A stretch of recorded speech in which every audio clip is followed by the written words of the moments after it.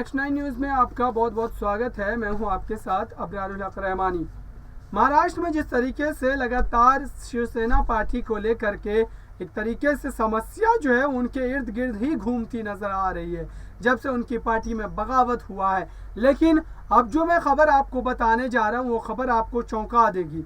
जी हाँ, ये खबर इस तरीके की ही है कि आप इस खबर को सुनने के बाद चौंक जाएंगे। खबर यह है कि अब संजय राउत को जिस तरीके से ईडी ने गिरफ्तार किया, उनको हिरासत में लिया, लगातार उनसे पूछताछ जो है वो की जा रही है पात्रा चौल भूमि विवाद को लेकर के।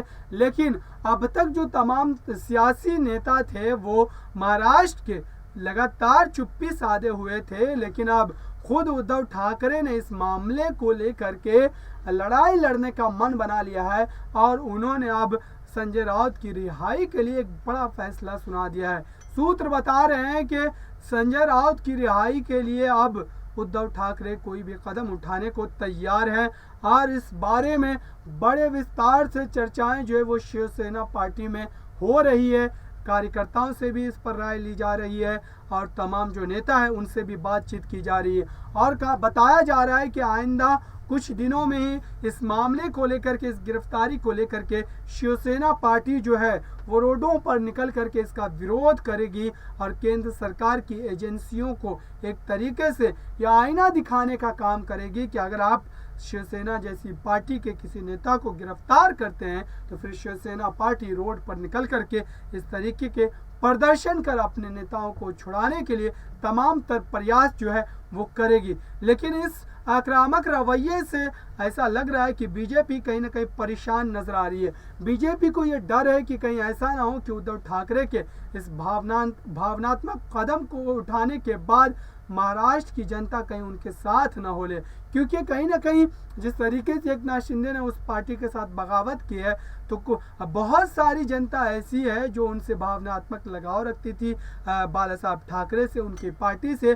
और ऐसे में उद्धव ठाकरे अब इसी रणनीति के तहत अपने उस वोट बैंक को, कोर वोट बैंक जो कहा जाता है शिवसेना का, उसको अपने साथ मिलाए रखने के लिए ये बड़ा कदम उठा सकते हैं। और संजय राउत की गिरफ्तारी के खिलाफ पुरजोर विरोध तमाम शिवसैनिक रास्तों पर, रोडों पर निकल करके और जो विरोध का माध्यम होता है उन तमाम माध्यमों को इस्तेमाल कर संजय राउत की गिरफ्तारी को लेकर के जो प्रदर्शन है वो करते नजर आएंगे। इस बात की पुख्ता जानकारी जो है वो सूत्र बताते नजर आ रहे हैं। लेकिन अब देखते हैं संजय राउत की जिस तरीके से गिरफ्तारी हुई है, उनके खिलाफ जो चार्जशीट डाली जा रही है, उनके खिलाफ जो जांच पड़ताल हुई है, उसमें जो चीज़ें बाहर निकल करके आई है, जो सबूत मिले ईडी को, उसके बाद भी क्या शिवसेना के प्रमुख उद्धव ठाकरे उनको राहत दिलवाने में, उनको जेल से छुटवाने में कामयाब हो पाएंगे?